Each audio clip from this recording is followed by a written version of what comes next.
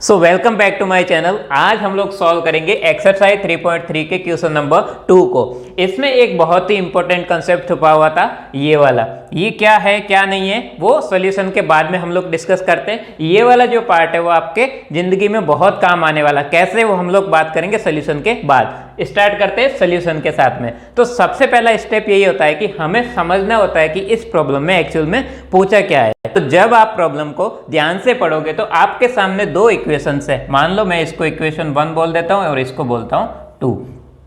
उसके बाद में इसने बोला है कि इन दोनों इक्वेशन को आप सॉल्व कीजिए। सॉल्व कौन से मेथड से करना है?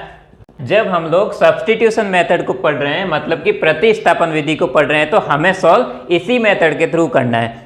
जब हम लोग सॉल्व कर लेते हैं उसके बाद में इसने पूछा है कि इन इक्वेशन और 2 का जो सॉल्यूशन आया है उसके बेसिस पे हमें क्या करना है, कुछ m का मान निकालना, मतलब कि m की वैल्यू निकालनी है, जिसके लिए क्या हो, ये वाला जो एक्सप्रेशन है इसको मैं इक्वेशन 3 दे देता हूं। वो क्या करे, इसके सॉल्यूशन को सेटिस्फाई करे। ये एक्चुअली उसने ऐसे नहीं लिखा है, लैंग्वेज की फॉर्म में थोड़ा सा अलग टाइप से लिखा है। तो जब आप ध्यान से पढ़ोगे तो उसका कहने का मतलब यही है कि भैया जो इसका सॉल्यूशन निकलेगा वो हमारे किसी तीसरे जो एक्सप्रेशन है उसको सेटिस्फाई करना चाहिए, और वो उसका क्या होना चाहिए, सॉल्यूशन होना चाहिए। जब आप उसको पुट करोगे तो आपको एक m की वैल्यू मिलेगी, वही आपको निकालनी है।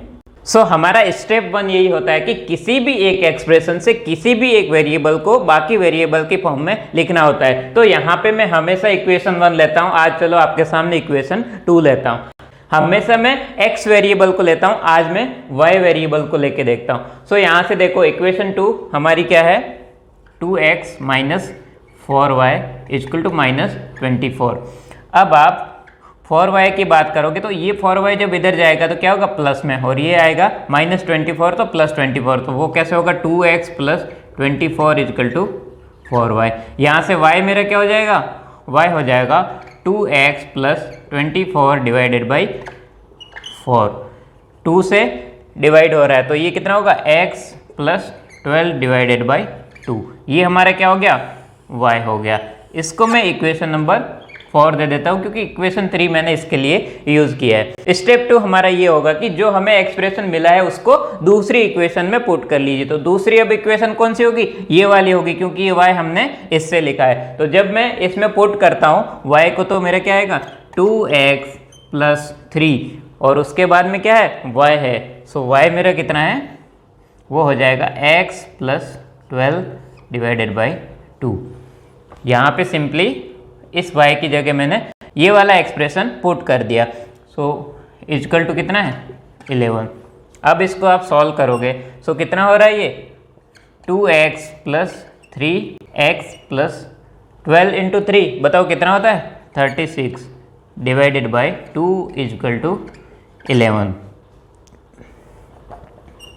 जब आपके पास ऐसी सिचुएशन आ जाए तो आप सिंपली 2 से मल्टीप्लाई करो। तो सबको मैं जब 2 से मल्टीप्लाई करता हूँ तो 2 into 2x plus 3x plus 36 divided by 2 is equal to 11 multiply by 2। जब किसी भी इक्वेशन को किसी नंबर से मल्टीप्लाई करते हैं तो उसमें कोई फर्क नहीं पड़ता, ये हमारा रूल है और उसी रूल को हमने यूज किया। ये इसका ओरिजिनल स्टेप है। तो यहाँ से देखो ये क्या होगा, 4x प्लस 2 से 2 कट जाएगा, मतलब हो जाएगा 3x प्लस 36। इस 2 से ये 2 कट जाएगा जब मैं इस वाले को 2 से मल्टीप्लाई करूंगा। इक्वल टू 11 इंटू 2 कितना होगा, 22। अब आप जल्दी से बताओ 4x प्लस 3x कितना हो गया, 7x। इस साइड में क्या होगा, 22 माइनस 36, वो होगा हमारा माइनस 14। मेरा x यहाँ से कितना आ जाएगा, माइनस 14 डिवाइड बाई 7, मतलब कि माइनस 2। अब आप जब इक्वेशन 4 में x इक्वल टू माइनस 2 रखोगे तो y मेरा कितना होगा, जल्दी से बताओ।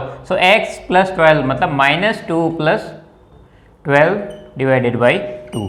Minus 2 plus 12 divide by 2 equal to कितना होगा, 10 डिवाइड बाई 2 मतलब 5 हो गया।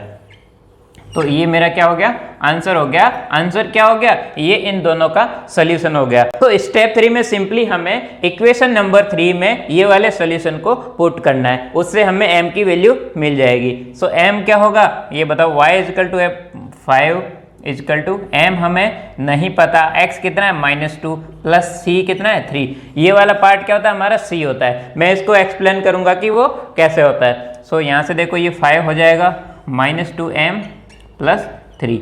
सो 5 - 3 मतलब 2 इजकल टू -2m। यहाँ से बताओ m मेरा कितना हो, m equal to 2 divide by -2 मतलब कि m हो गया मेरा -1। और ये हमारा क्या हो गया, आंसर हो गया। यही हमें पूछा था। जो मैंने वीडियो के स्टार्टिंग में आपको बताया था कि ये वाला जो एक्सप्रेशन है वो कुछ बताता है, वो कुछ रिप्रेजेंट करता है, वो क्या करता है उसको समझते हैं। तो देखो, जब आपके सामने ऐसा कोई नई चीज दिखती है, इसका मतलब ये होगा कि एनसीईआरटी आपको हिंट दे रही है, एक चीज आपको बताने वाली कि हाँ ऐसा कुछ आप आगे पढ़ने वाले हो। तो अभी आप सिर्फ सुनिए, आपको नहीं समझ में आ रहा कोई बात नहीं, आप जस्ट सुनिए और देखिए। सो देखो, जब हमारे पास ऐसी कोई फॉर्म दे रखी होती है तो ये क्या होती है, एक स्ट्रेट लाइन मतलब कि सरल रेखा की इक्वेशन होती है, स्ट्रेट लाइन की स्टैंडर्ड फॉर्म होती है। इसमें अगर मैं बात करूं तो दो टर्म होते हैं। सो सबसे पहला तो मेरा m होता है, m मेरा डिपेंड करता है स्लोप को।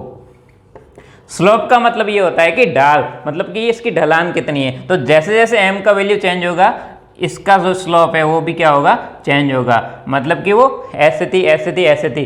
ये कौन डिसाइड करेगा, ये हमारा m डिसाइड करेगा। और उसके बाद में एक वैल्यू c होती है। अगर आपको थोड़ा बहुत याद है और आप मेरे वीडियो लगातार देख रहे हो तो मैं कई बार आपको ऐसे हिंट दे चुका हूं कि जो c होता है ना, वो क्या करता है कि स्लोप जब m से फिक्स हो जाती है, मान लो मेरा कोई m फिक्स हो गया किसी पर्टिकुलर लाइन के बाद में, तो जैसे जैसे c की वैल्यू बदलेगी इसका पोजीशन ऐसे चेंज होगा, मतलब कि ये इसके पैरेलल में चलती रहेगी। तो ये कौन डिफाइन करता है, ये C डिफाइन करता है। और ये जो पूरी की पूरी फॉर्म होती है ना, वो स्टैंडर्ड स्ट्रेट लाइन मतलब कि सरल रेखा की एक फॉर्म होती है। ये आप आगे पढ़ोगे और कंपटीशन एग्जाम में ये सबसे ज्यादा यूज होती है और इसमें बहुत सारे अलग अलग टाइप के प्रॉब्लम्स बनते हैं। तो आप यहाँ से ये चीज नोट कर लीजिए, ये सिर्फ हिंट के फॉर्म में है, आपके सिलेबस का पार्ट नहीं है।